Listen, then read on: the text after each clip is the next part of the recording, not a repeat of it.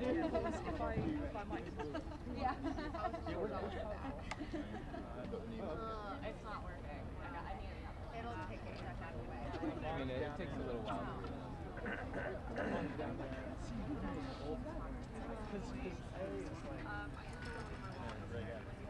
Sorry.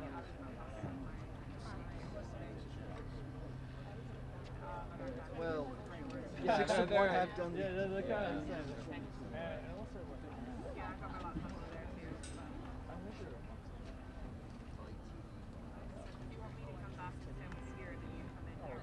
He's gonna stand over there and do the job. I feel like I've lived everywhere. I mean, I've lived all over the country, so everywhere. Well, I definitely don't live like in Miami Beach. Hold that horizontally, please. Horizontally.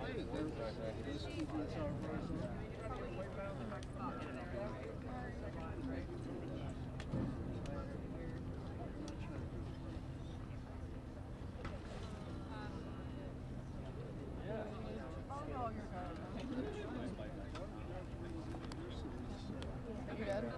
Are you good?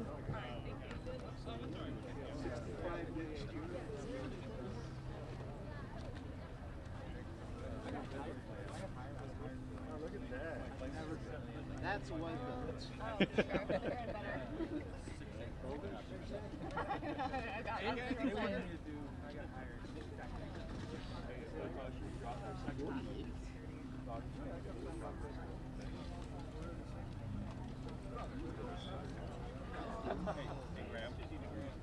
Everybody got it? Thank you. Real men shoot precept. Hey, morning. What's going on? John, you okay? Yeah. Now you're in second row. Where's the original spot right here? Okay, cool. Well, I'm gonna stand where she's standing. I got you.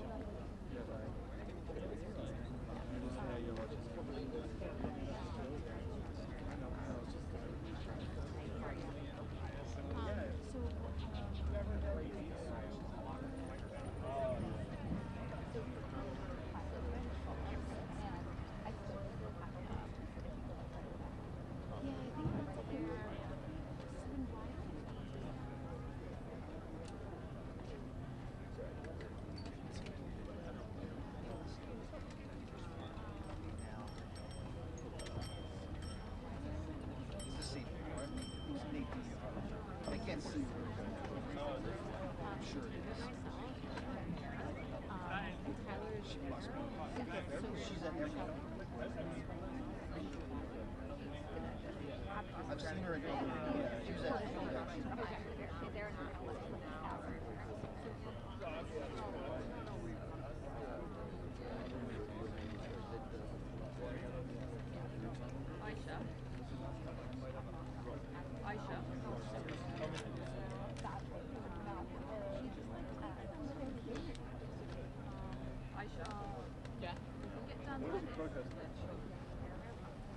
Just tell Sean I'm gonna get into our lab.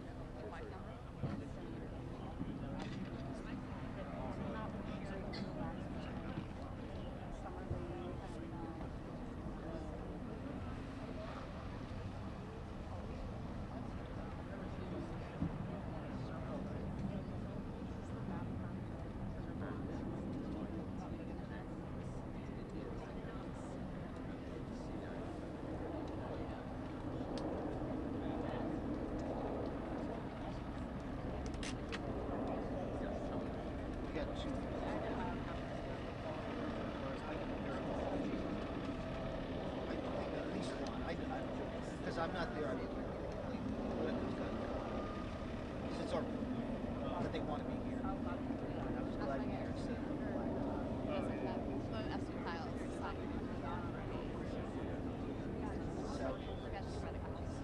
pulling at those.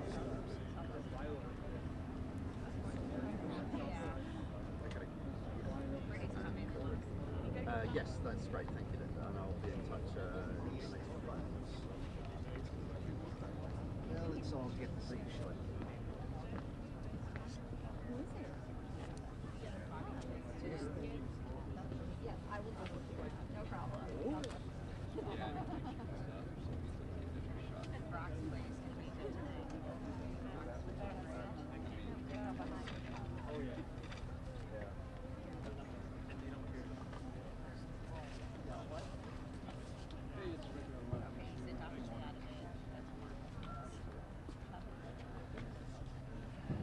Testing 1, 2, testing 1, 2.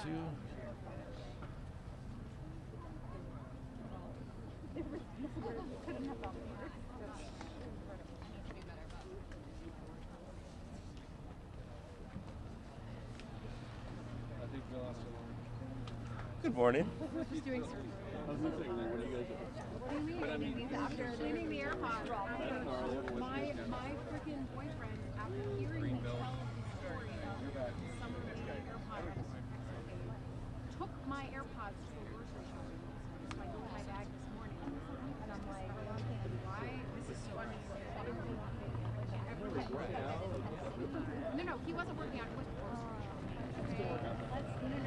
No. I am not about defending him. We are not defending him. Oh, yeah. You guys are... I think just stepping away is just so where do you want me to sit? So we're going to be over in this little triangle area behind it. Kind of way there. Awesome. Perfect. Cool. Oh, yes, the new one. I'll let you guys do that. You're like, I'll let you finish that gross endeavor that you're a part of right now. I realize I'm out. Really trying not to. Oh, yeah.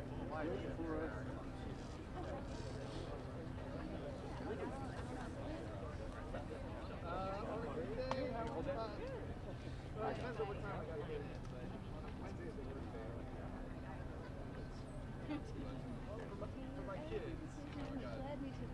bigger house, but they are better than This is what I'm going to send to Matt Oscar. These 3 Lysol wipes and just show him that this is what crime shows do. But I'm compensated. The answer, I just want to be clear. No, I know, and I think that's the one that I wanted to stop. The point I didn't stop was if people don't have anything. People don't have things. Also, like the idea that none of these other correspondents.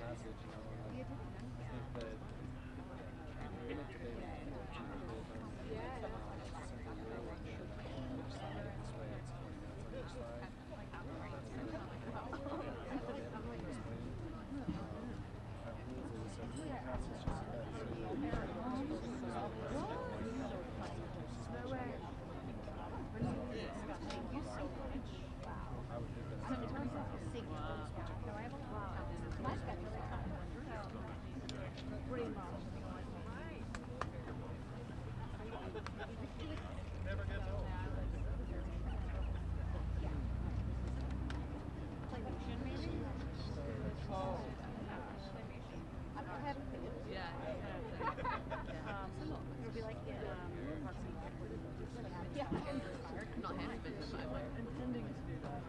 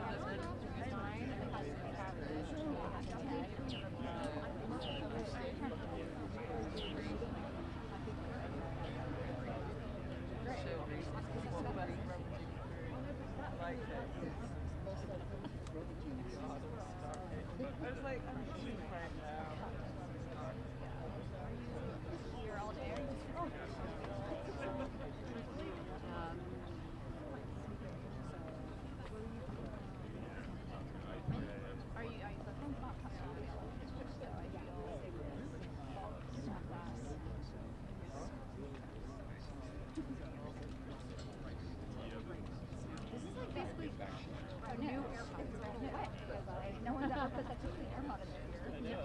Well, I think that. I am going to take this with me home.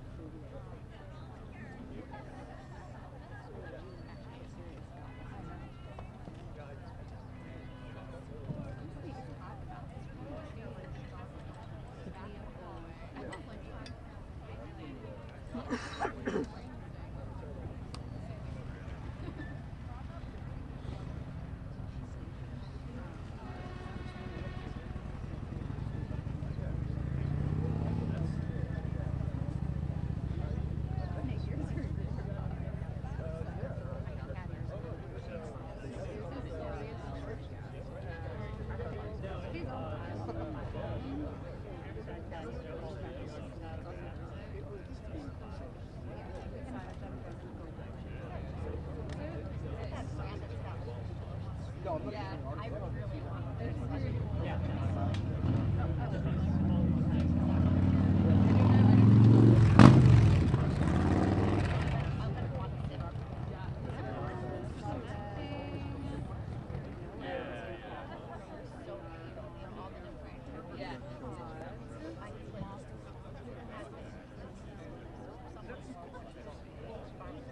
You can say it out loud, John.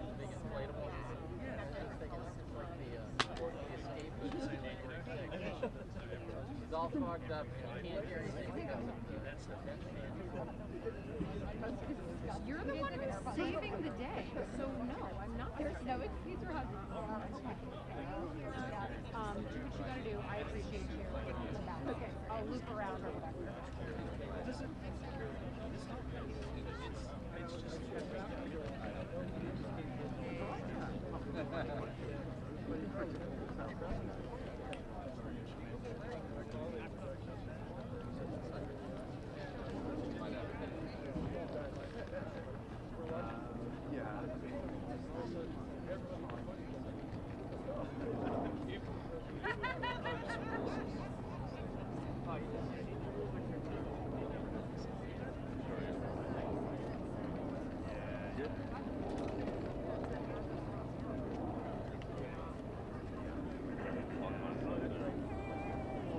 I know.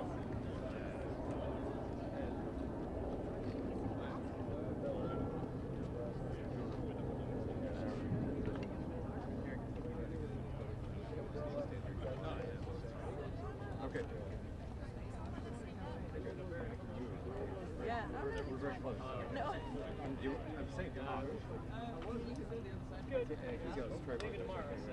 Oh, okay. Okay. Oh, yeah. Okay. Enjoy that 2 a.m. breeze. On at 8 their time. You realize you're in their time. I know. It's a worldwide sport. Time doesn't matter.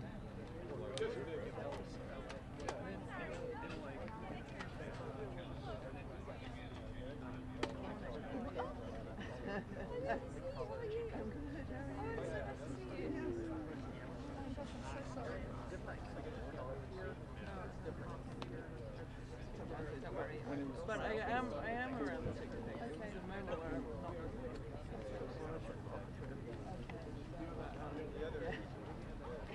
That's always fun.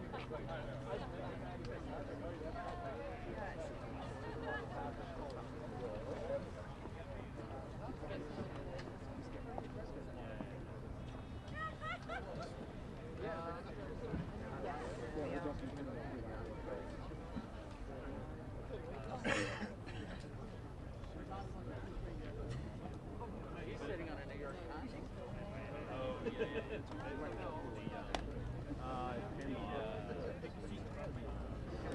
Hair sticks to it. He's gonna go out. Yeah.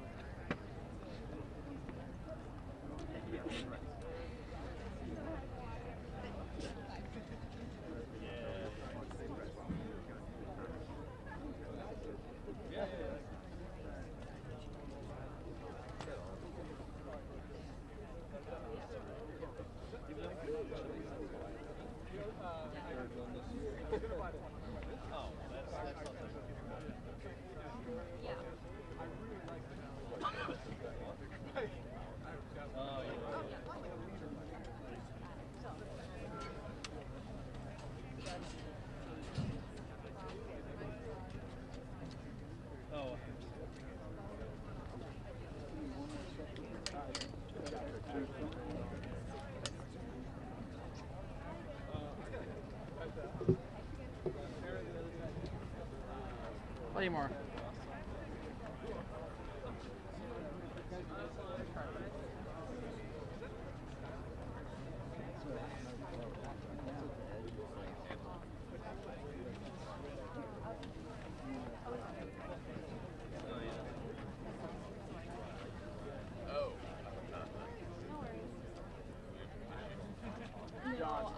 Rebecca. We'll have a few sound when they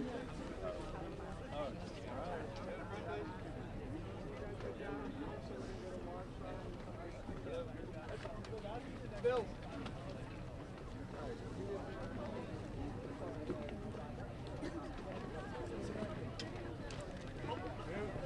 Down. Why are we in the middle? You guys gotta get down at some point. That's fine. You're not gonna be able to stand there.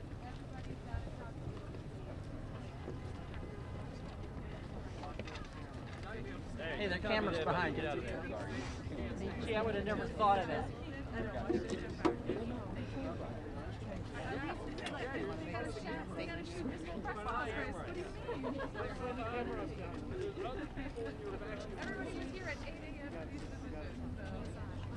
I need to get the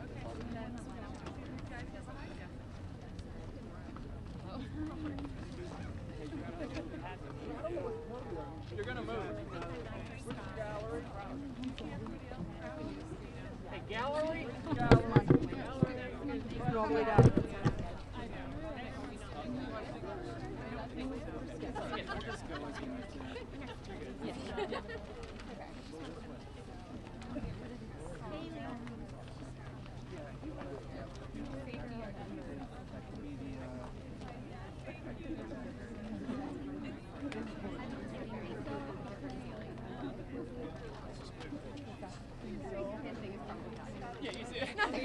Not the crowd.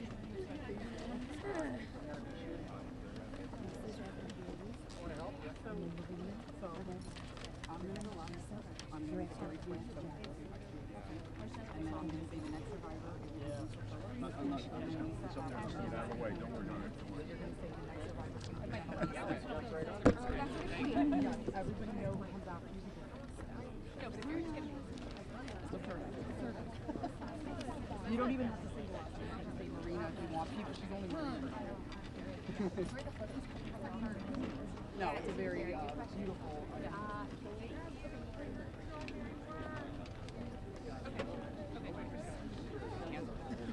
I know. I left my thank you. Pardon me. Not for you. In front of you. Girl, I can't wait till I love you so much. I couldn't read off my phone because mom was so small. No, but it's actually this way. How are y'all? Good. Ready to speech. Wanted to try something new and different. Hi, how are you? Can I hug you? Thank you so much for all that you're doing. Thank you for everything you've been doing. I appreciate it. Thank you. Hi. Do you want to speak or do you want Just what is it? Gabby has 2 minutes. Yeah, good. Yeah, that'd be great. I appreciate it, Rose. Thank you. Thomas? Let her go before me. Whatever order, Whatever. guys. Okay. No. Okay. She's gotten in enough trouble. I've been looking forward to you, girlfriend. Are we ready? Yeah. Great to see you all. Good morning. Starting, guys. Today is the first day of real reckoning for the Epstein class. We're here to stand with forgotten and abandoned Americans against an Epstein class that had no regard for the rules or the laws. Look, this is one of the most horrific and disgusting corruption scandals in our country's history. You had Jeffrey Epstein, who literally set up an island of rape, a rape island. And you had rich and powerful men, some of the richest people in the world, who thought that they could hang out with bankers buy off politicians and abuse and rape America's girls with no consequence. Because survivors spoke up, because of their courage, the truth is finally going to come out. And when it comes out, this country is really going to have a moral reckoning. How did we allow this to happen? There should be no buildings named after people in this Epstein class. There should be no scholarships named after them. They shouldn't be enjoying the perks of being affiliated with corporations or universities or writing op-eds or being lionized. And many of the survivors will tell you some of these people still are celebrated in our society. That's disgusting. There needs to be accountability. I want to recognize first and foremost the survivors. They are the ones who made today possible. Many of you had forgotten about this issue, and frankly, for decades we have not done enough about this issue, and it's only because of their advocacy, them coming here to the Capitol. They showed up here time and again, and on September 3rd, that the country started to pay attention. And I also want to thank the courage of two of my colleagues in particular. Both of them have suffered, as you know, extraordinary political consequences for what they did. One, my colleague, Congressman Thomas Massie. This would not have been possible if he hadn't led the discharge petition that got 218 signatures and is going to force a vote in the House of Representatives. And this would not have certainly been possible if it were not for the courage of Marjorie Taylor Greene.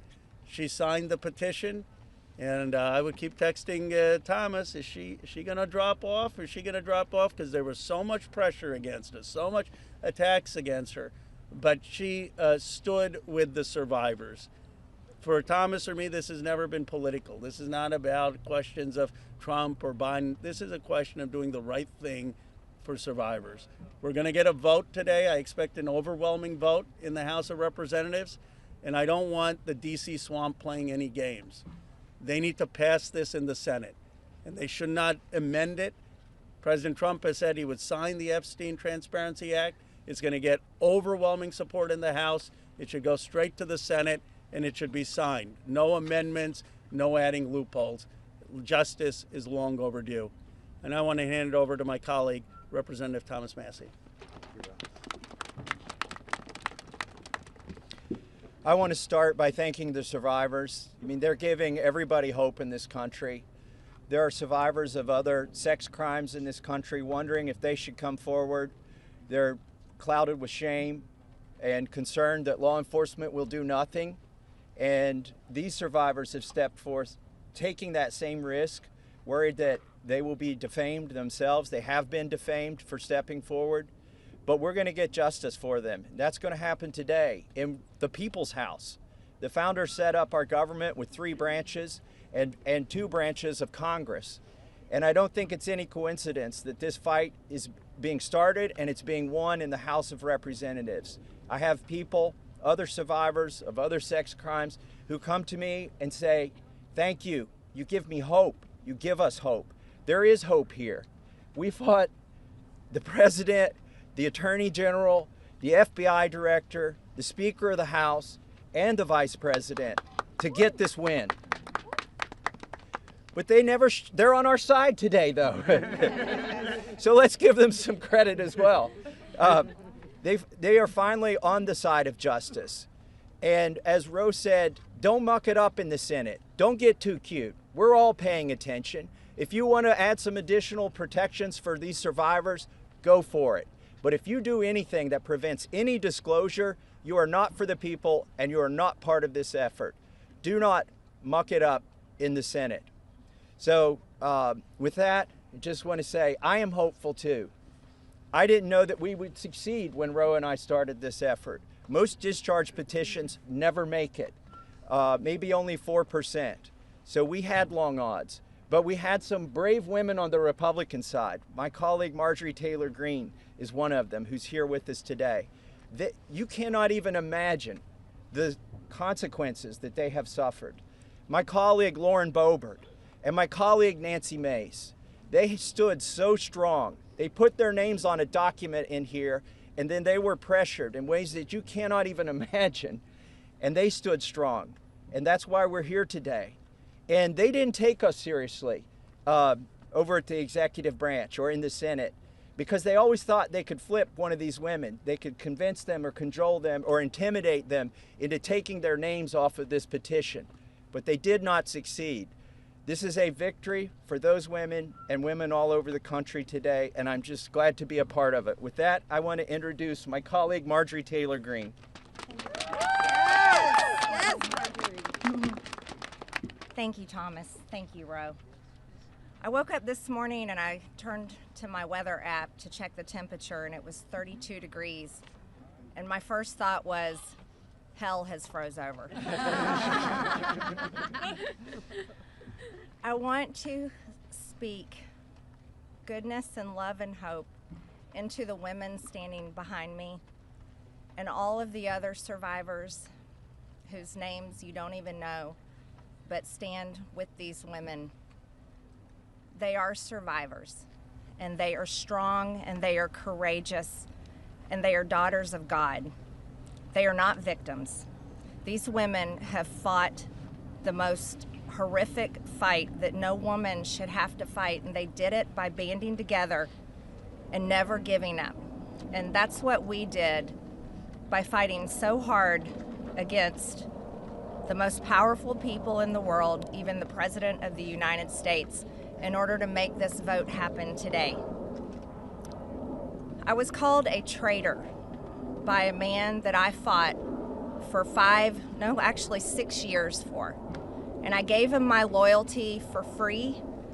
I won my first election without his endorsement, beating 8 men in a primary. And I've never owed him anything, but I fought for him for the policies and for America first. And he called me a traitor for standing with these women and refusing to take my name off the discharge petition. Let me tell you what a traitor is. A traitor is an American that serves foreign countries and themselves. A patriot is an American that serves the United States of America and Americans like the women standing behind me. And I want to tell you that this only became possible today because the American people, whom we serve as representatives here in Congress, demanded that this vote happen, and they put more pressure on every single elected politician in this city than has ever been put on them. And today you are going to see probably a unanimous vote in the House to release the Epstein Files, but the real fight will happen after that. While I want to see every single name released so that these women don't have to live in fear and intimidation, which is something I've had a small taste of in just the past few days, just a small taste. They've been living it for years. But the real test will be, will the Department of Justice release the files? Or will it all remain tied up in investigations? Will the CIA release the files? Will a judge in New York release the information? That's information that needs to come out. And will the list of names that these women privately hold, and they hold it because of their fear in their heart of what would happen to them if they release it on their own, will that list of names come out? That's the real test. So I want to thank Thomas Massey and Ro Khanna for your bravery in doing something that is much needed in America, crossing the political aisle that has become bigger than the Grand Canyon in America. But these men crossed that aisle on behalf of these women. And that is more of what is needed today in America than ever in our history. So thank you so much. Who's next? Ro, I'll let you introduce. Thank you. Thank you. Thank you. Thank you, Marjorie, Representative Greene, for your courage and your words. Before I introduce our survivors, I just want to say that They will make their statements, and then you can ask questions of Representative Massey, myself, or Representative Greene, but we do not want people asking questions and cross-examining the survivors. They're here to tell their stories, and they should be heard by the American people with respect. Of course, Congressman Massey, myself, and Congresswoman Greene would be happy to answer questions after that. With that, let me introduce the survivor who's helped organize a lot of this, and will be telling her own story and introducing the other survivors. Haley Robson, thank you for your courage and leadership. Absolutely, thank you. Oh, good morning. It's a little chilly coming from Florida, not used to it. I want everybody to take a look. I know everybody sees us today as grown adults, but we are fighting for the children that were abandoned and left behind in the reckoning. This is who you're fighting for. This is who Congress is fighting for. This is who the House of Representatives are fighting for, and hopefully the Senate will fight for us too. I want to kick this off right, and I want to address Marjorie Taylor Greene, Thomas Massey, and Rokana. I want to express my gratitude for all three of you, and I know, Rokana, we spoke earlier. This is an incredible thing that I'm watching as a Republican, and this is non-political, but for you to go against your own party and to be ostracized, there's no place for political violence, there's no place for intimidation, and I can say firsthand, stepping out against Epstein and his crimes against children, we have all experienced that ourselves. So for you to knowingly put yourselves at risk and put your career at risk is unbelievable to watch, and we are so grateful. I also want to make a proposition for Marjorie Taylor Greene, because you've been an advocate for this. If you decide to read those names on the House floor for immunity, I will be more than happy, no security needed. I will stand beside you. I will hold your hand. I will hold your coat in solidarity with you. And on top of that, I did talk to Jayapal, who said she would be more than happy to read those names too on the floor with all of us. It's time that we put the political agendas and party affiliations to the side. This is a human issue. This is about children. There is no place in society for exploitation, sexual crimes, or exploitation of women in society. There's no room for it, guys. We're not having it. And to the President of the United States of America, who is not here today, I want to send a clear message to you. While I do understand that your position has changed on the Epstein Files, and I'm grateful that you have pledged to sign this bill, I can't help to be skeptical of what the agenda is. So, with that being said, I want to relay this message to you. I am traumatized. I am not stupid. I am traumatized. I am not stupid. You have put us through so much stress, the lockdowns, the halt of these procedures that were supposed to have happened 50 days ago. The Adelita Grijalva, who waited to get sworn in, and then get upset when your own party goes against you because what is being done is wrong. It's not right. For your own self-serving purposes, this is America. This is land of the free. Land of the free. In 1863, we have a woman on top of the Capitol building represent freedom. I do not feel free today. I don't know if the women behind me feel free today. So I am begging every member of Congress, every representative, to step up and choose the chaos, choose the survivors, choose the children, protect the children, all children. You protect all of us equally. Thank you very much for your time. Following that, Lisa Phillips will be the next survivor.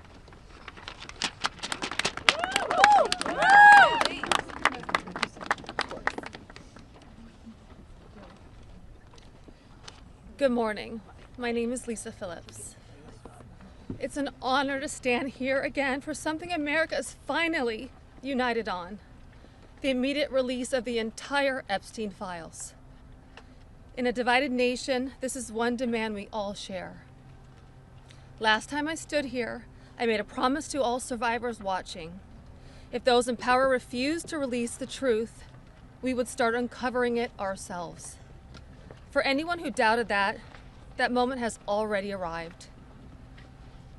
Since that day, More survivors across the country and around the world have reached out.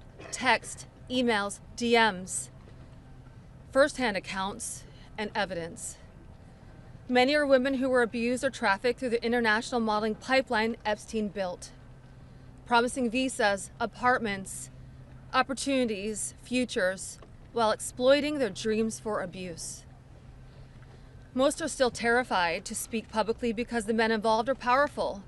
They're connected, and as we know, they're protected. For too long, survivors have watched others speak for us. And while we are grateful for our allies in Congress on both sides, we've realized something. This fight belongs to us. We lived it, and we know the truth. And we will not wait quietly for institutions to decide when we're allowed to speak. The survivors now coming forward have entrusted us with their stories. We are sharing that information with the proper authorities, and when it can safely be made public, it will be. So today, we are launching something historic. The first national, survivor-led political movement in America. Nonpartisan, laser-focused on exposing the systems, the loopholes, power structures, and silencing mechanisms that have protected predators for far too long. We are stepping directly into the halls of power, into the political arena.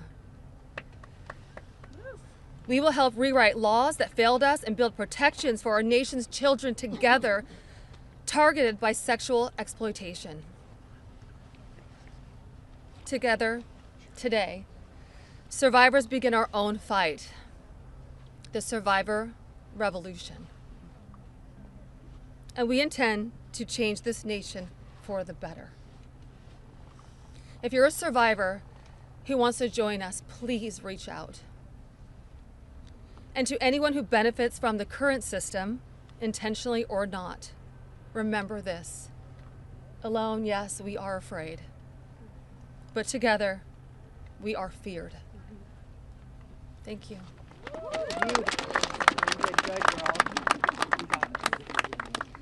Hello everybody, I am Jenna Lisa Jones, and just as Haley, I would just like to give a little reminder that this was me at 14 years old. I was a child. I was in 9th grade. I was hopeful for life and what the future had held for me. He stole a lot from me at 14. So just a little reminder there for everybody. Sorry. So,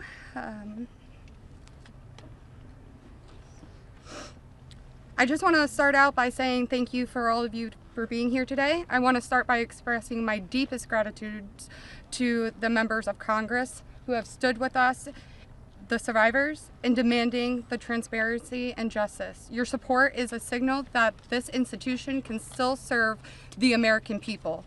This issue was never one that should have divided us the way it has. In fact, it should have united us. Sexual abuse is not a Republican issue.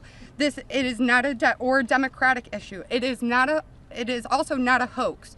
We are here as American survivors of a man who used his wealth and power to hurt young girls and women. The world should see the files to know who Jeffrey Epstein was and how the system catered to him and failed us. Emotionally, this process has been distressing. First, the administration said it would release everything and then applauded President Trump for that. Then it fought to release nothing. Now that checks and balances of our democracy have worked and the bill is getting passed to release the files, we are hearing the administration say they intend to investigate various Democrats who were friends with Epstein. I beg you, President Trump, please stop making this political. It is not about you, President Trump. You are our president. Please start acting like it. Show some class. Show some real leadership. Show that you actually care about the people other than yourself. I voted for you, but your behavior on this issue has been a national embarrassment. It is time to take the honest moral ground and support the release of these files, not to weaponize pieces of the files against random political enemies that did nothing wrong, but to understand who Epstein's friends were, who covered for him, what financial institutions allowed his trafficking to continue, who knew what he was doing but was too much of a coward to do anything about it. Jeffrey Epstein and Ghislaine Maxwell were able to recruit and abuse young girls and women. Then the country will learn nothing, and has horrible history will repeat itself if we do not do something about this. Thank you to the brave congressmen and women who have stood by us and recognized our side is the American side, and we should all be proud once again to be Americans. I want to just extend my thank you so much to all three of you, very, very much. The first time we were here, listening to the, people yell shame at you, and when she was here in support of us, really hit home and spoke some volumes, and I just very much appreciative of your support, and we stand by you. Don't let any of them bully you. We're here for you. Yeah. Thank you, guys.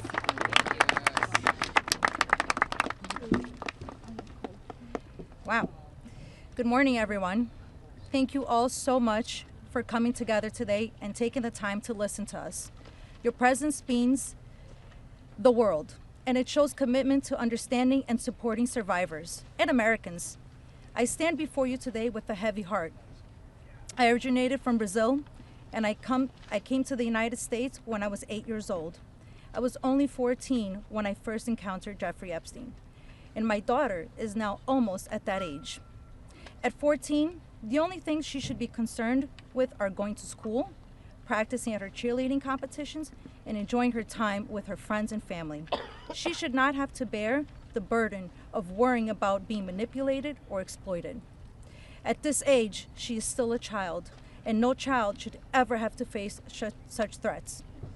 I also want to address a troubling statement made by a prominent figure on a major platform who suggested that a 14-year-old should not be considered a victim of pedophilia. This is a dangerous and incorrect notion.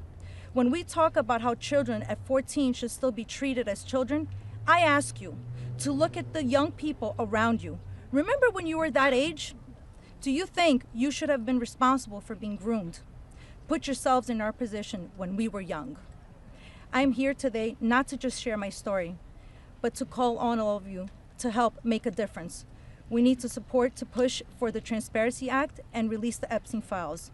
Please reach out to your Congress members and senators and urge them to support this crucial legislation. The truth is something that we all deserve, and it is vital for safety and protection of the future of generations. Think about all the young people in your life, your daughters, your nieces, your friends. Let's stand together and ensure that they grow up in a world where they are safe and valued. I often wondered, why did this happen to me? And then I realized, God only gives you what you can handle. I'm here for a purpose, and that purpose is to make a difference today. So, let's stand together to protect our children and our peace. Thank you. Yes.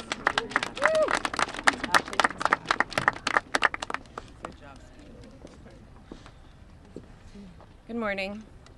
I want to say a few things before I begin.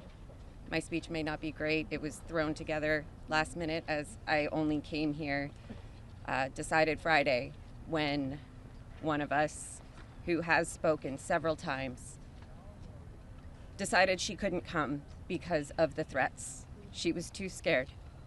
So I want to say, when you threaten one of us, you're threatening all of us. Yep. We are together now, and that's never going to change. This is me at 16 when I met Jeffrey Epstein. Now I'll start. It is an honor to stand here before the American people. However, I shouldn't have to stand here at all. I'm here because as a child, I was pulled into Jeffrey Epstein's world, a world built on exploitation and manipulation of innocence and the protection of powerful men and women who believed that they were untouchable.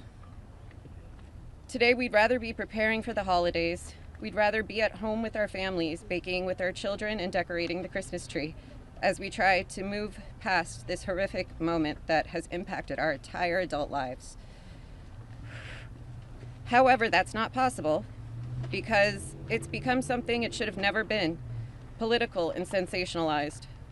The truth is simple. We were victimized as children and failed repeatedly by the very system that was supposed to protect us. That's why we stand here today, to demand justice and accountability, not just for Epstein and his crimes, but for every predator and every enabler who participates in or protects abusers. The Epstein case was gravely mishandled consistently and deliberately over many years. Epstein could have been stopped decades ago, but instead he was able to continue his abuse, even during his sweetheart deal, yes, with his ankle monitor on and beyond. A deal that protected him and silenced us. While I was a child fighting to survive what happened to us, federal prosecutors were negotiating ways to shield powerful adults. And the failures didn't stop there. Our civil cases were met with hostile judges and delay tactics, intimidation, and PR campaigns designed to smear us in the public eye. We were treated as problems to be managed instead of victims to be protected.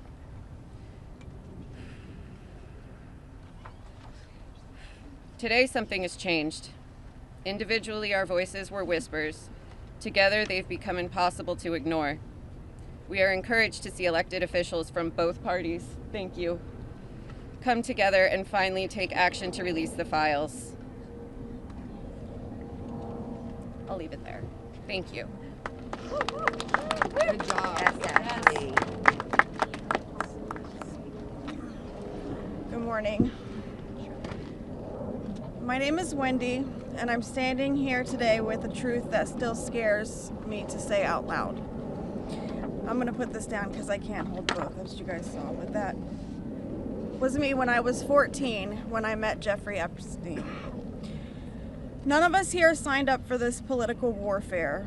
We never asked to be dragged into battles between people who never protected us in the first place. We are exhausted from surviving the trauma and then surviving the politics that swirl around it. When survivors travel to speak, to advocate, to stand for the truth, we do it with our own money, from our own pockets, carrying our own fear, shaking in our own bodies. There is no team, there is no paycheck. It's just us hoping our voices make a difference. And it puts a pit right in your stomach because you know you're standing on the right side of history. Yes. But standing on the right side of history is not a comfortable place to be. Yep. It never has been. And in a sick, heartbreaking way, it's an honor to show up, an honor to speak here, and an honor to stand in light when the world tried to keep us in the dark. And what keeps me standing is, even with all this fear, I have a 14-year-old daughter myself, the same age I was. And when I look at her, I see the little girl I used to be, the one that no one protected. My greatest fear in this entire world is history repeating itself. And I will do anything, absolutely anything, to make sure that she has to never be one of these girls standing in front of a crowd like this today in her life. So today, from the safest and bravest places inside myself, I am asking Congress, please pass the bill. Please release the records. Stop making survivors fight alone for the truth that should have protected us in the first place. To the representatives that support us, thank you. Thank you for standing beside survivors so we don't have to face this fear alone. Thank you for choosing what is right over what is easy. And every survivor who is scared right now, your fear is real. Your courage is real, and even though we're terrified, we keep showing up. Because someone has to tell the truth. Someone has to protect these children. We deserve safety then, we deserve it now. And we are done being afraid so others can stay comfortable. So with that, I want to say thank you guys for having us. And I just hope that people can remember that As survivors, our story never leaves us, but the choice that you make to pass this bill, your career is in front of you, and that choice will follow you. Everybody will know. So, thank you. Good job. Wow. Well said, Cindy. You're incredible. Hello, everybody. My name is Danny Bensky. This was me at 17 years old. Oh, I'm sorry. Coming from the dance world, I was recruited in 2004 after a systematic breaking down where Epstein leveraged my mother's brain tumor scans. He threatened me to withhold care for her. He trapped me in a year-long cycle of abuse. The last time I was here in Washington, D.C., I talked about being a part of this beautiful mosaic of women behind me, and they are exactly that. They are a beautiful mosaic of energy and passion and love and life. I am one story of 1,000. Think of that number, 1,000.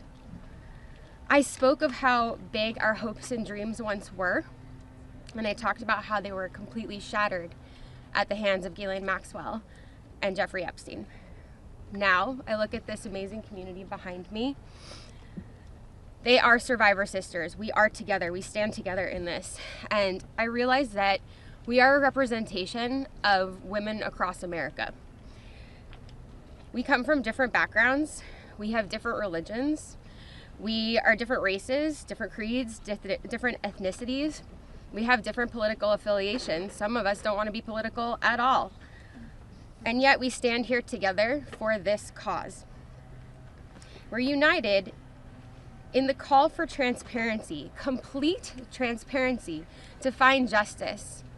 Justice for our younger selves. These pictures that you see, they're real people. I wish I could go back and give my former self a hug and say, this matters and it's going to change, and mean it. We are standing here for justice for the youth of tomorrow, and justice for those who are no longer with us, like the beautiful, brave Virginia Giuffre. We understand that the road is long, but I implore you to stay the course, please. Living in an age where you can get news in 10-second clips on your phone, I know that this is a big task for us, but it's a very personal one for survivors. It's a very personal one for us as a country. So I'd like to ask you to try something right now. I'd like everybody to close their eyes or soften their gaze just for a moment, and I want everybody to think of a child that is close to them between the ages of 14 and 18 years old. It could be your daughter, it could be your niece, it could be a friend's kids, it could be you at a former age, it could be your mother at that age. But really envision that for a second, 14 to 18 years old. Once you think of that person, I want you to think about what they feel like. What is their energy? What do they smell like? What sound do they make when they laugh?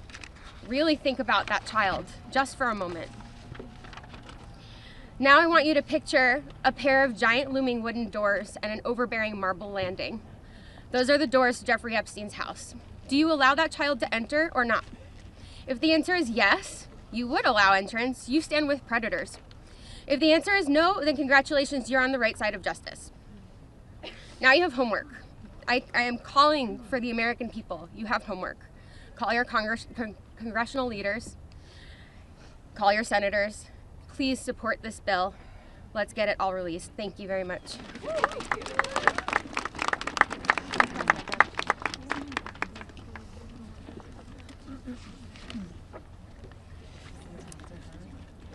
Good morning. My name is Annie Farmer, and this is a photo of me and my sister Maria Farmer. Around the time I was 16 and she was 25. That's how old we were when we were abused by Epstein and Maxwell. Survivors have repeatedly stated that our pursuit of transparency and justice is a nonpartisan issue. But given the political noise surrounding this case, I just want to remind people of some of the facts. In 1996, when my sister Maria bravely blew the whistle on this group by reporting to the FBI what Epstein and Maxwell did to both of us, they hung up on the phone on her, and there was no follow-up of any kind. Bill Clinton was president. In 2006, the FBI came to us, finally interviewed us, and asked us both to be witnesses against Epstein. We were very anxious, but we agreed. And then we didn't hear back from them due to their infamous sweetheart deal. George W. Bush was president. In 2015, when the DOJ was sent FOIA requests for Maria's FBI files, and they were denied, as they have been many times, Barack Obama was president. In 2019, when Epstein died in prison due to either negligence or foul play, Donald Trump was president. In 2023, Maria's attorneys sent a letter on her behalf to the government, requesting an investigation into the repeated law enforcement failures in this case, similar to what was done in the case of Larry Nassar. They declined to do so. Consequently, my sister filed notice that she would be suing the government for failing to uphold its legal, ethical, and moral duties in this case. Joe Biden was president. This year, after campaigning on a pledge to finally release the files, under Trump's second presidency, the DOJ announced they were closing the investigation into Epstein's co-conspirators, and then transferred Ghislaine Maxwell into a prison camp, where it is well documented that she is receiving special treatment. This is not an issue of a few corrupt Democrats or a few corrupt Republicans. This is a case of institutional betrayal. Because these crimes were not properly investigated, so many more girls and women were harmed.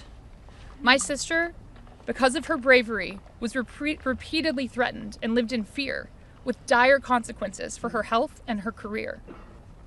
30 years later, even as oceans of allegations and obvious truths have emerged, the government has still not chosen transparency. This is why we have all come together as one united voice to demand the release of all the Epstein files and to finally bring the truth out of the shadows. Yes.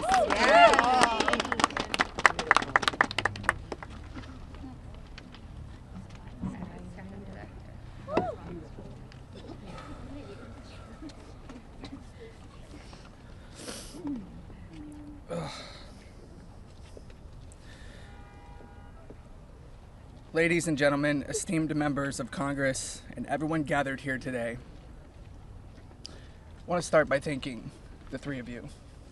Thank you. It takes a lot of bravery to do what you're doing. We hear you. We see you. It means a lot for you to be here with us, and I know my sister would be incredibly proud. This is the moment she was fighting for and the moment that all survivors are fighting for, so thank you. My name is Sky Roberts, and I stand before you as the brother of Virginia Roberts Giuffre, a warrior, a mother, and a sister whose legacy will forever resonate in the hearts of those who understand the fight against injustice. Today, we find ourselves in a place of deep sorrow, shattered by the loss of our beloved sister. Yet, we are honored and privileged to carry her voice forward and continue her relentless fight alongside her fellow survivor sisters. Virginia's story is one that should have been filled with promise, but instead it became a harrowing tale of exploitation and survival. At just 16 years old, she took a job at Mar-a-Lago, believing she had secured a dream summer position. But that dream quickly morphed into a nightmare when Ghislaine Maxwell preyed upon her innocence.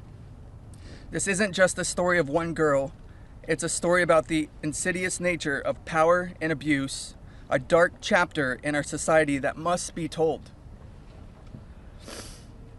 Virginia was no stranger to trauma. In her memoir, Nobody's Girl, she shares the painful truth that she had already suffered abuse at the hands of our father and a family friend. But what happened next was unfathomable. Epstein and Maxwell didn't just abuse her, they trafficked her to a network of the rich and powerful. Princes, prime ministers, politicians, financiers, and lawyers. These men committed unspeakable acts against her will, and against the will of countless survivors who stand united with us today. Virginia's strength was tested in many ways that most of us can hardly imagine. She was manipulated, coerced, and threatened, forced into complicity in her own devastation. She often spoke of psychological scars that ran deeper than the physical ones. From the start, she wrote, "They manipulated me into participating in behaviors that ate away at me, eroding my ability to comprehend reality and preventing me from defending myself. The most destructive wound they inflicted was that of forced complicity, a betrayal of self that was crafted by her abusers. But I stand here today to declare that their tactics of fear and intimidation did not work. Virginia's spirit could not be broken. She became a beacon of hope, a warrior, fighting not just for herself, but for every survivor who suffered in silence. She said, "I felt it was my duty to stand up to predators like Epstein and Maxwell.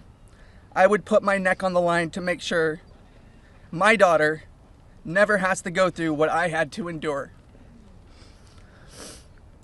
These survivors, like Virginia, have transformed into mothers and strong women, fierce in the face of adversity.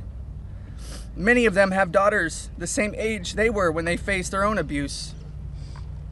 They are determined to break the cycle, to shatter the silence that has kept so many in the shadows. Virginia quoted in her memoir, "There I was, as the mother of 3 children. I felt it was my duty to stand up to predators like Epstein and Maxwell. I mentioned to Ellie in particular,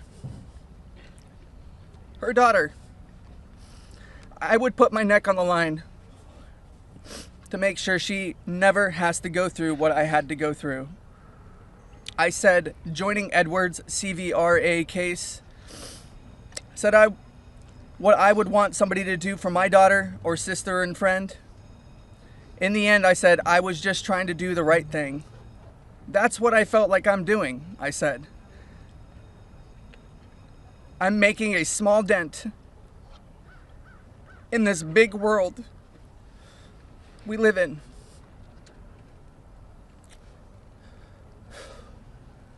Well, Sissy,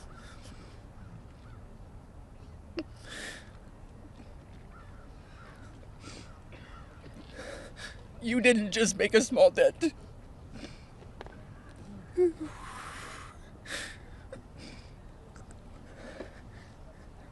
You made a monumental impact, a resounding statement that echoed across the world. You built an unbreakable wall, a barrier that will protect future generations from the horrors of abuse. As we gather here today, I urge each of you, members of Congress, advocates, and all those who hear this message to join us in this fight. We demand justice, accountability, and support for survivors. And we keep getting asked this. What does justice mean, you ask? It starts with acknowledgement. That's the first step. Acknowledge in the face of survivors that this happened and that this is true. Your vote carries that weight. My sister is not a political tool for you to use. These survivors are not political tools for you to use. These are real stories, real trauma, and it's time for you to stop just talking about it and act. Vote yes. Yeah.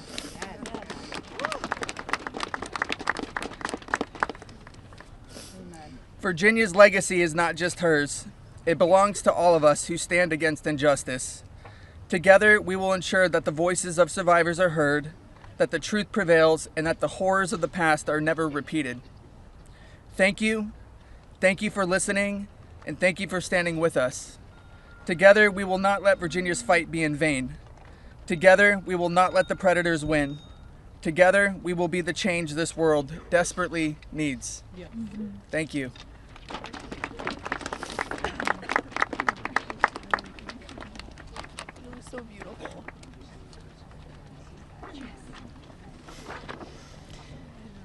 This is me when I met Jeffrey Epstein in 1991. I always share the date when I talk about my story because people rarely acknowledge how long this has actually been going on. And for too long, truth has been buried, survivors have been silenced, and powerful people have been protected. And today we stand in a moment that will decide whether our government still belongs to the American people or to those who prey on them. Because when mountains of evidence and decades of victim reports across 5 administrations still lead to sweetheart deals or no prosecution at all, this isn't just one case gone wrong. It's an institutional failure on a historic scale, and every member of Congress and this administration must answer for that failure. Millions of sexual abuse survivors know the pain of speaking up and watching the institutions that are meant to protect them look away. We're not alone in this. Epstein may be the headline, but the betrayal reaches every corner of our country. And if our justice system can collapse this completely for so long, then Congress cannot pretend that the system is working. Not for us, and not for the generations that will live with the consequences of what they choose now. One long overdue step towards repairing this damage is the Epstein Files Transparency Act. Because without transparency, there's no accountability. Without accountability, there is no justice. And without justice, democracy dies. Yes. So representatives, you have a choice to show millions of Americans whether you stand with us or with the powerful predators that are counting on your complicity. Thank you. Yeah, good job.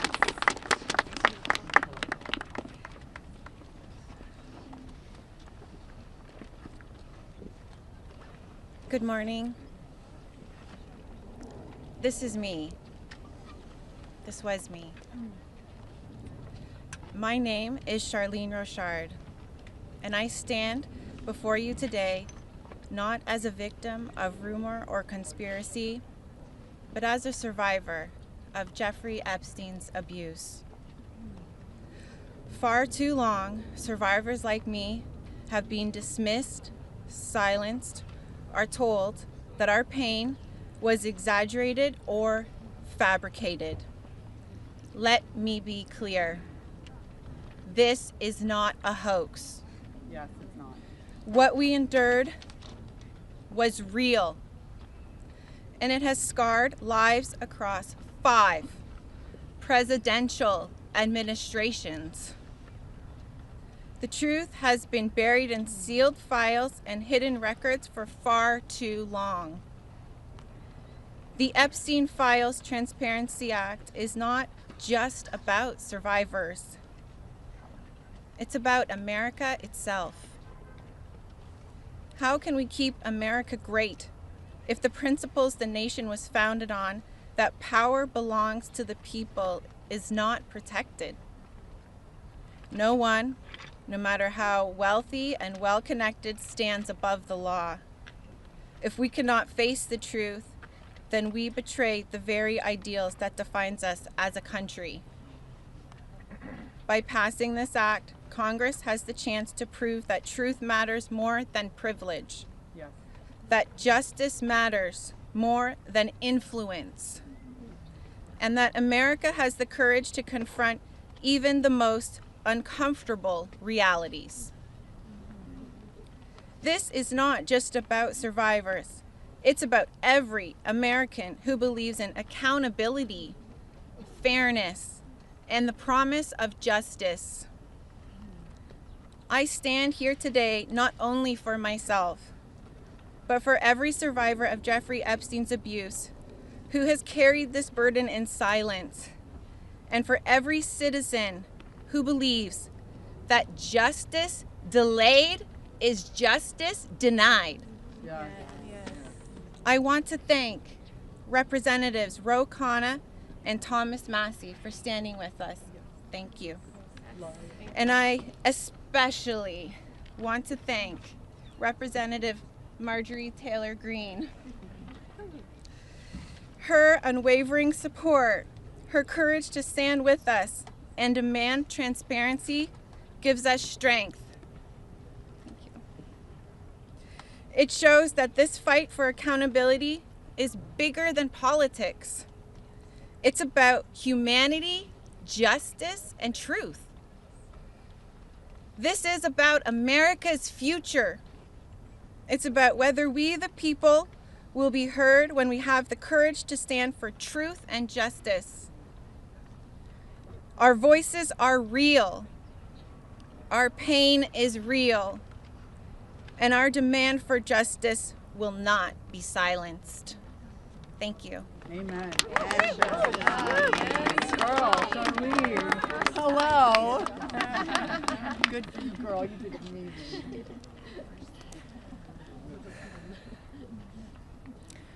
My name is Laura Bloom McGee. This is my first time speaking publicly about my abuse. As a young woman in New York City, I was pursuing a modeling career and building a life of giving back through my philanthropic work. Instead, I was intentionally groomed and became part of an international model sex trafficking ring that was led by Jeffrey Epstein. I was sexually and mentally abused by Jeffrey Epstein. He used my dreams and vulnerabilities to silence me. Today, I am here to break that silence. Sex trafficking and sexual abuse are crimes against human beings, not political talking points. For too long, Epstein's abuse was an open secret, with his network remained protected. Evil thrives in darkness. We must shine a light on every corner where it hides. Nothing should be off limits in the search for truth. Please vote that everything in the files be released. Let investigations proceed without obstruction. Demand oversight and deliver justice. The government must never side with predators. I come as one survivor, but I stand here for everyone who prayed for me, who believed in me, and who hoped for me. To my fellow survivors, your courage brought me here. We are more than victims. We are mothers, daughters, sisters, friends. This is not a hoax, and we will not be erased.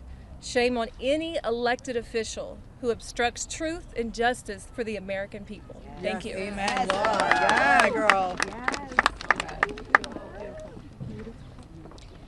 My name is Liz Stein. In 1994, I was a senior in college, just 21 years old.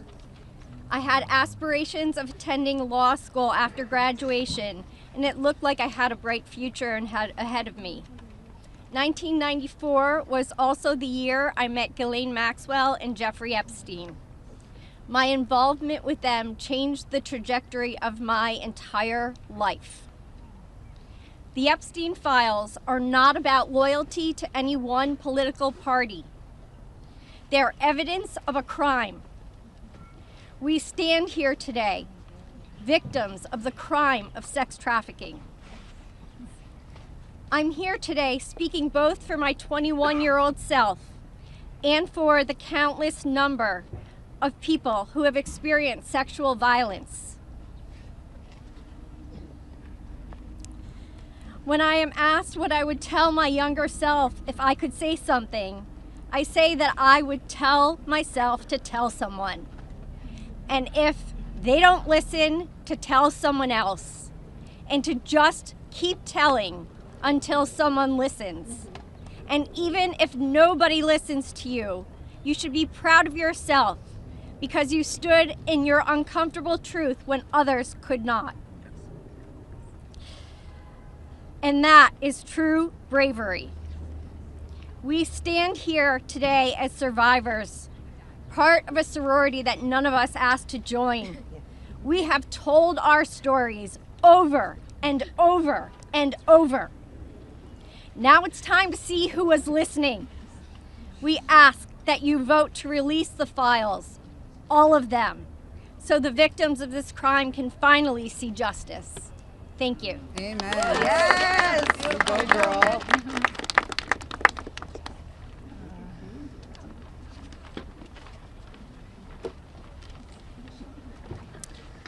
Well, hello, everyone, and I want to first say thank you for your ongoing leadership.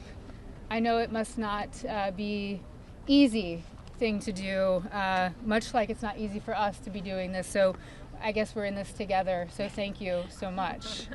I feel like our courage has, we're reflecting, mirroring courage, because that's what it takes to do this, right?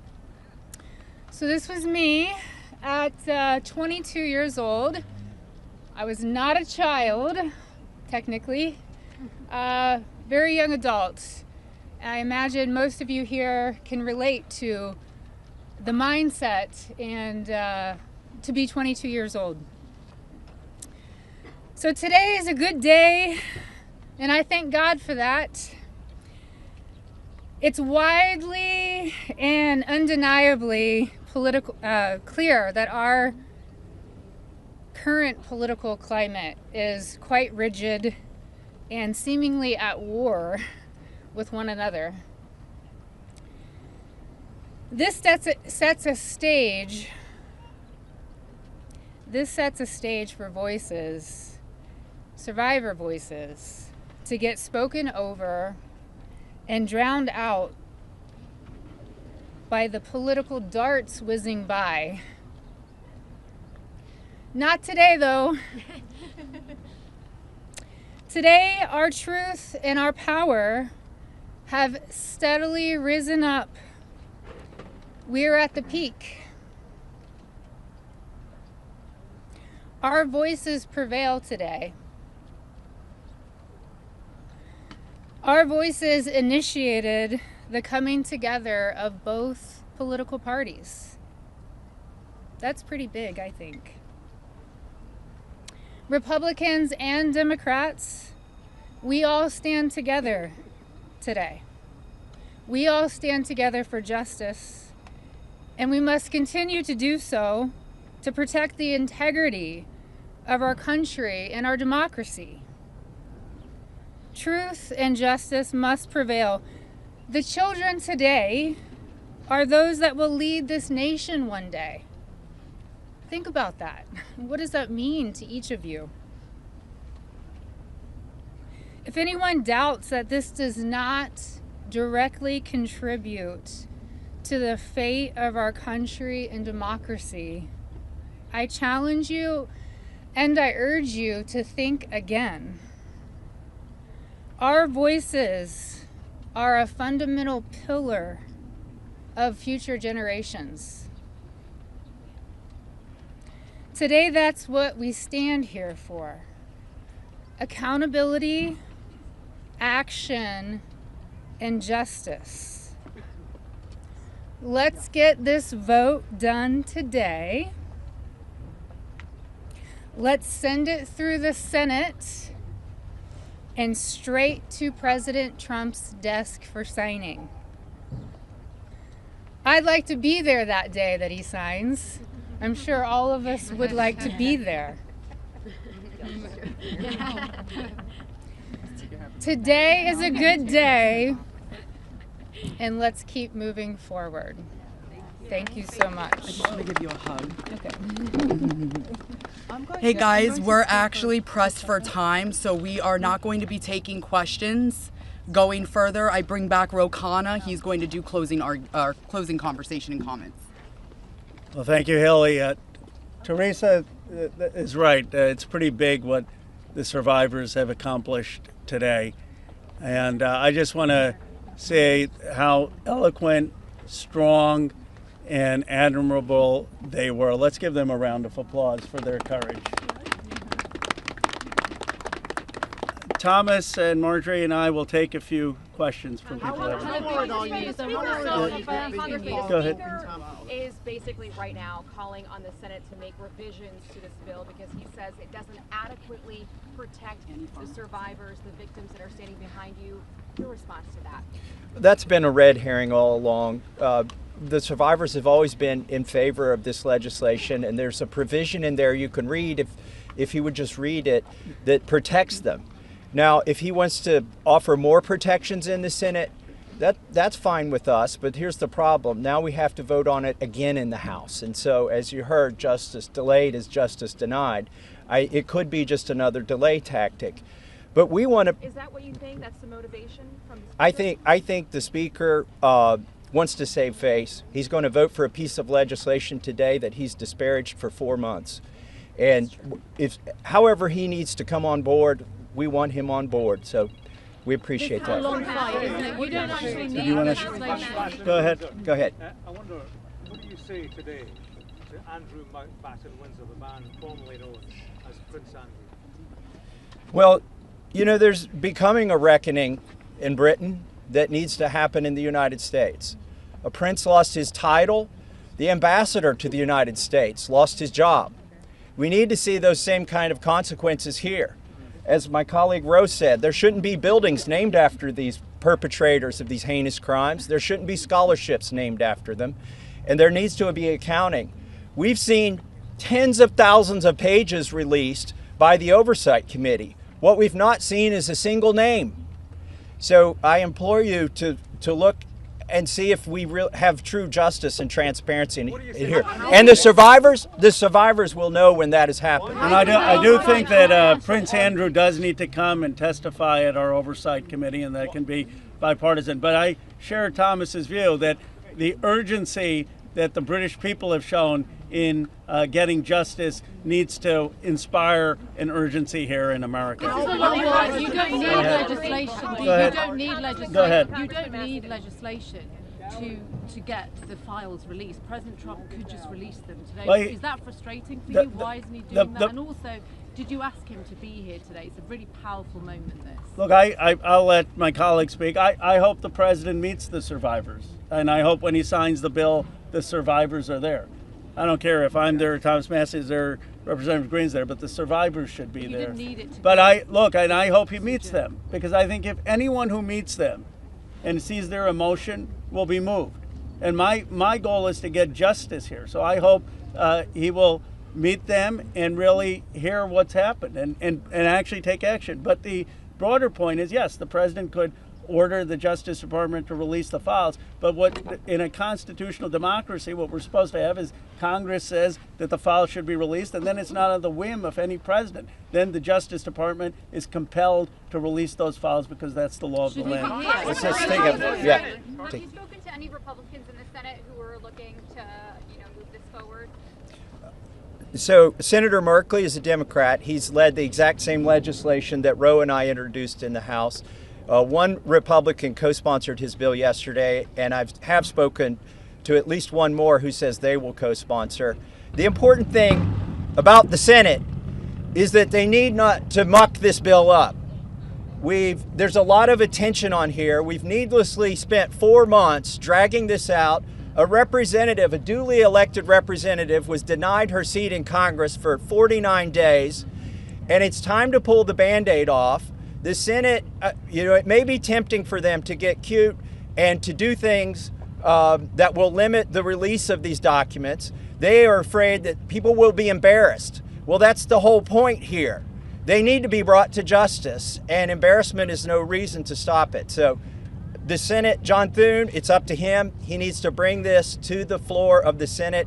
And I think the vote today will show that in the House. And the president, look, the president has said he would sign the bill. You're going to get almost a unanimous vote here. So you have the president and a unanimous Congress believing that this protects the survivors and is calling for the release. There's no reason for the Senate now to, as Representative Massey puts it, muck around with it. They need to put it up, have a vote, have the president sign it. If there's any further protections, they can do that through the DOJ process. But what they should not do is delay a vote on a bill that the House is going to vote overwhelmingly for and that the president supports. On the release of these files, Congresswoman Greene, you raised the question of whether or not the Justice Department will actually release these files.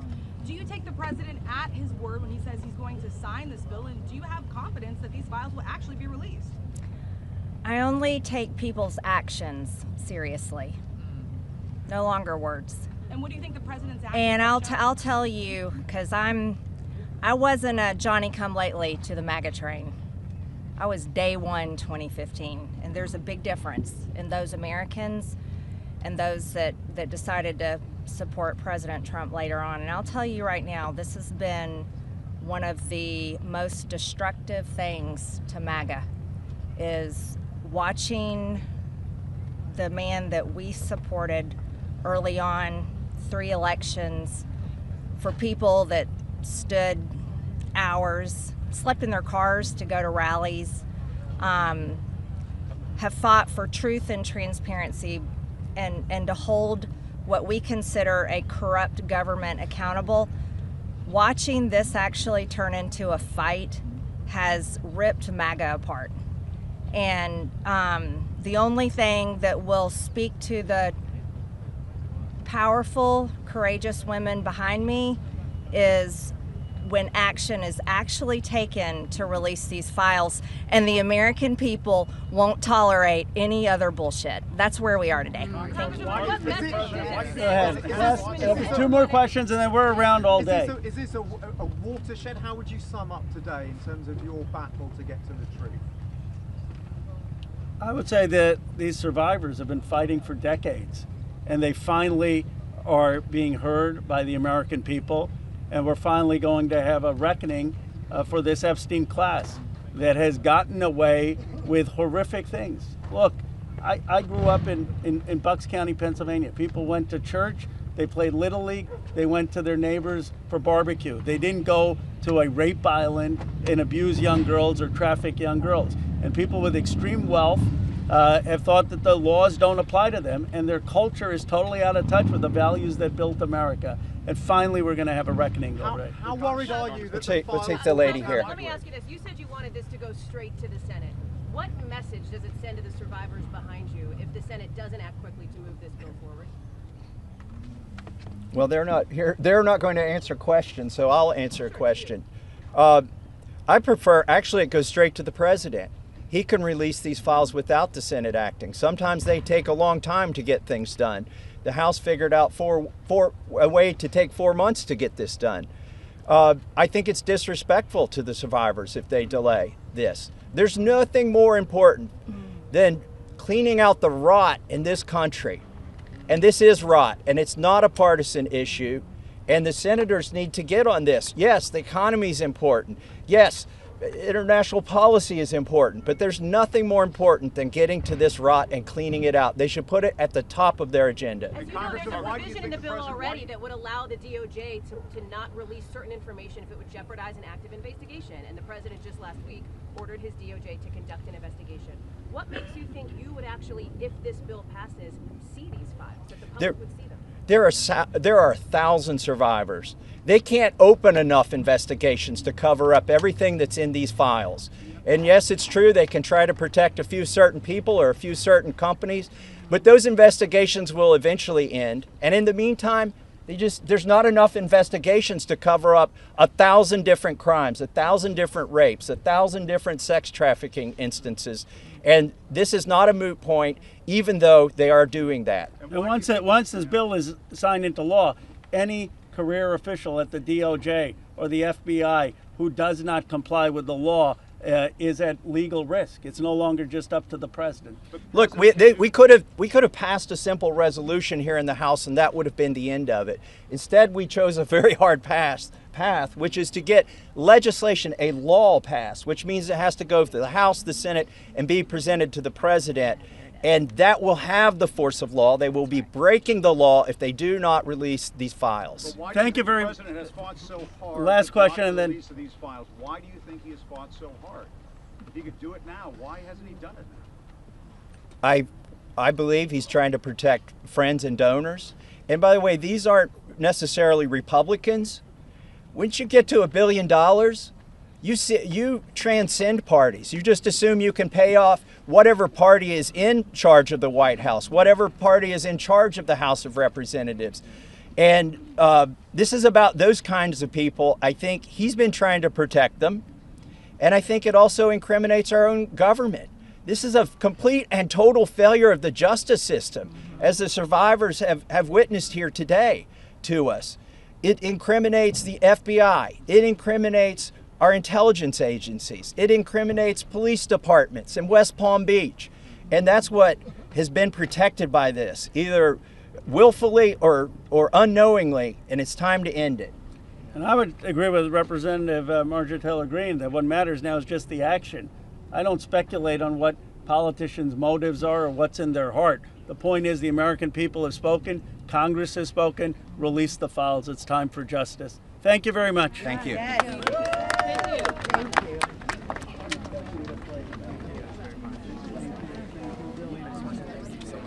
Very brave. Incredible. I appreciate it. Very well. Great. I said bullshit on TV the other day, and I love that you just said bullshit. So I was like,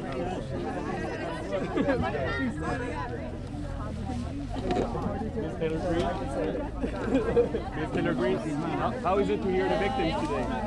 Ms. Taylor Greene, how is it to hear the victims today?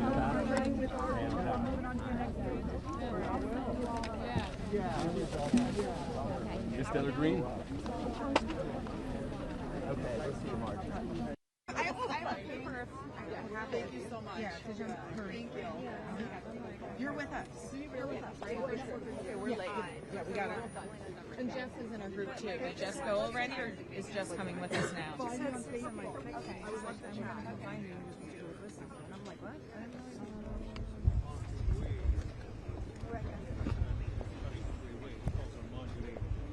Traitor. Arm is like, oh, it's okay. Oops, I'm about to trip and fall. Representative Massey, how do you feel hearing victims today? Yeah, my business. Hey, get Thomas Massey. Mr. Massey, did you speak with him? Or just keep it this one? Yeah. What were you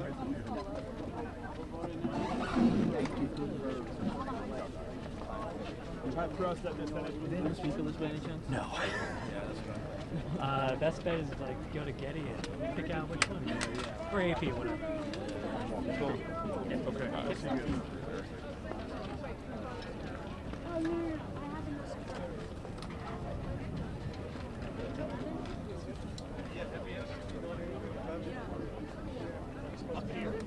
That's hilarious. I heard it. Wait, they're going to have an interview the same day they think against you? It's going to be. That's a...